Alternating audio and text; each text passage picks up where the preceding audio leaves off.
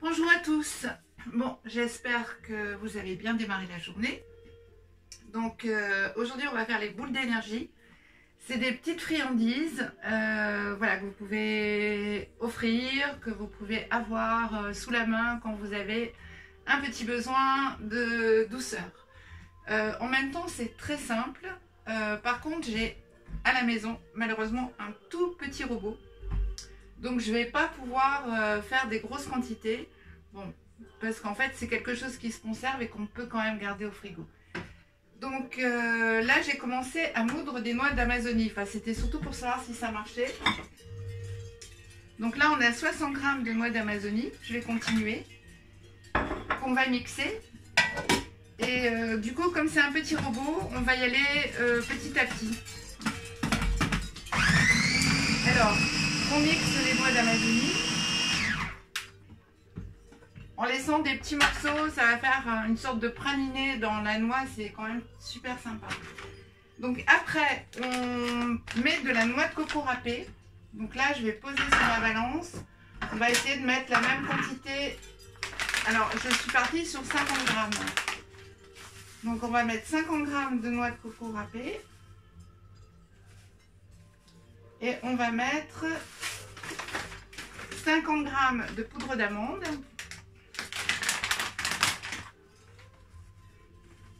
Alors vous pouvez rajouter aussi, si vous le désirez, l'éveil du Bouddha, les petits sachets de super aliments qu'en fait on trouve dans les magasins bio et qu'on met souvent en complément de son petit déjeuner.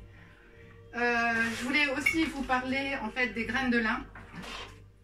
Parce que les graines de lin sont... Bon, par contre, les graines de lin, il faut impérativement les mixer au dernier moment. Donc là, on va en mettre aussi une petite poignée. Donc là, j'ai un moulin à café qui ne sert qu'à ça d'ailleurs. Hop, voilà. Parce que la graine de lin, nos intestins n'ont absolument pas le pouvoir de les absorber et de les digérer. Donc voilà. Alors, on mixe les graines de lin qu'on va mettre à l'intérieur. Donc là, ça va très très vite. Et après, moi, je suis partie sur des abricots que j'ai fait tremper. Donc 60 g d'abricots que j'ai fait tremper. Donc là, je vais mettre 2 cuillères à soupe. On va prendre une petite cuillère. Voilà. Donc alors ça c'est une petite cuillère, donc je vais en mettre 4. Hop et hop. Et après, donc je mets du cacao cru. Donc le cacao cru, ben en fait il va être un petit peu moins fort en cacao, puisqu'il n'est pas torréfié. Donc là je mets à peu près la valeur de 2 cuillères à soupe. Et les abricots que j'ai fait tremper. Voilà, donc là, hop, je vais les couper parce que mon petit robot, malheureusement, je pense qu'il va avoir un petit peu de mal à digérer tout ça. Donc voilà, si vous avez un gros robot, voilà, moi, en fait, tout le matériel professionnel est dans mon espace où je donne mes ateliers cuisine. Et du coup, à la maison, j'ai pas grand chose parce qu'en général, je ramène ce que j'ai fait là-bas. Et voilà, là c'est vraiment du dépannage du dimanche matin, je dis. Voilà, donc là, hop.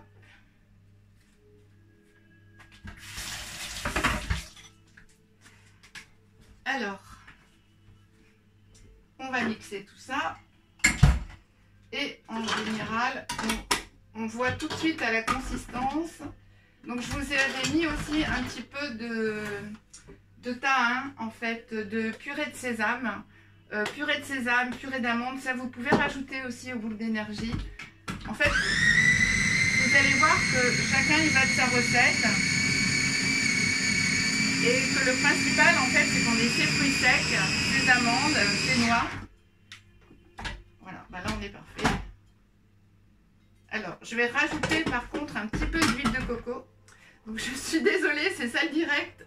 L'huile de coco, je l'ai mis au soleil dehors. Donc je vais la chercher et je reviens. Hop.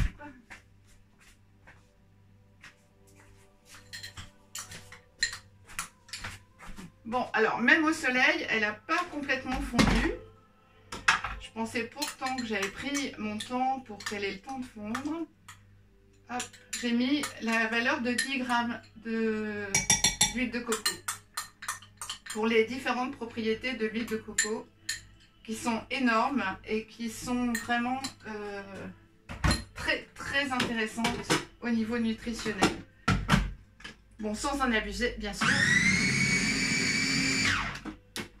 Voilà, mon petit robot dit stop, j'en peux plus. Alors, hop. Voilà. On va essayer de donner encore un petit coup. Et après, ça sera du façonnage à la main. Voilà, je vais enlever la balance.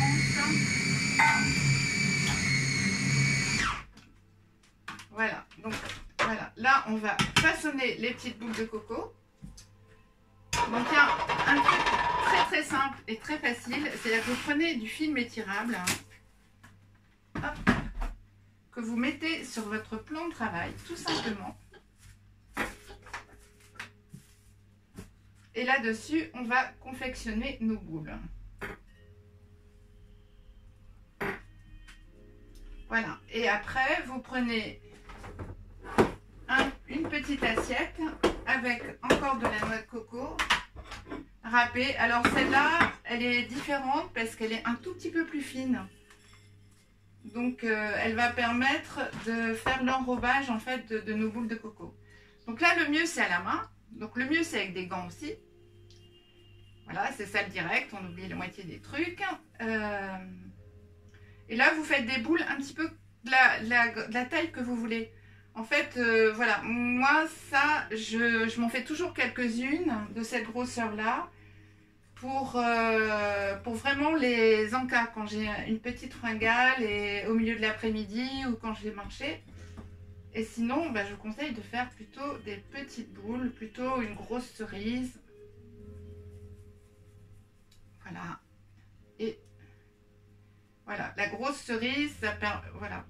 On est plus près de l'abricot, mais bon. Ouais, non, c'est parfait là. Voilà, je sais pas à quoi ça ressemble comme fruit. Allez, on va dire une petite fraise. Et voilà, et on roule dans la noix de coco. Vous pouvez rouler dans le cacao cru aussi, pour vraiment les amateurs de chocolat. Vous pouvez en mettre dans l'amande, dans la poudre d'amande. Donc, j'ai juste oublié de préciser que la poudre d'amande, je la prends toujours complète parce qu'en fait, on a énormément de doutes sur la façon dont les amandes sont épluchées.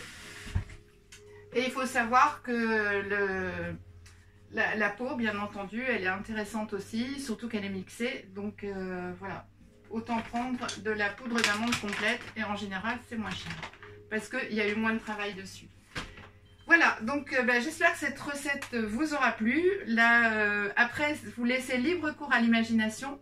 Le tout, c'est de faire tremper vos fruits secs un petit peu la veille. Moi, j'aime beaucoup l'abricot parce qu'il est très doux, il n'est pas granuleux comme la figue et il est un petit peu moins sucré que la date. Parce que la date, je trouve qu'elle est un petit peu trop sucrée pour moi. La date, par contre, me sert de base pour les tartes crues. D'ailleurs, les tartes crues, du coup, c'est ce qu'on fera demain. Alors, les tartes crues, il va vous falloir exactement les mêmes ingrédients. Sauf qu'à la place des abricots, on va mettre des dattes. Et moi, je vais rajouter quelque chose, je vous expliquerai comment le faire. C'est des graines de sarrasin que je fais germer et que je fais déshydrater et que je déshydrate après. Donc je les fais germer, je les déshydrate, ça amène un petit croquant qui est vraiment très sympa, qu'on peut aussi mettre dans les salades, tout ça, donc ça c'est vraiment très simple. Voilà, donc j'espère qu'avec toutes ces douceurs, vous allez passer un dimanche merveilleux. Et je vous souhaite une très belle journée. Et je vous dis à demain pour une recette de tarte sucrée. Donc un dessert, donc vous aurez la pâte à tarte et vous aurez quelque chose qu'on va mettre à l'intérieur. Donc on aura le choix entre du citron, pardon, de l'avocat ou une mousse au chocolat. Donc je vais choisir la mousse au chocolat. Comme ça vous fait 2 recettes en une. Donc de la mousse au chocolat, bien sûr, toujours sans sucre. Donc là, il vous faudra du cacao cru, un avocat et de la banane. Voilà. Donc à demain pour la recette de la tarte sucrée et superbe dimanche à vous. À demain.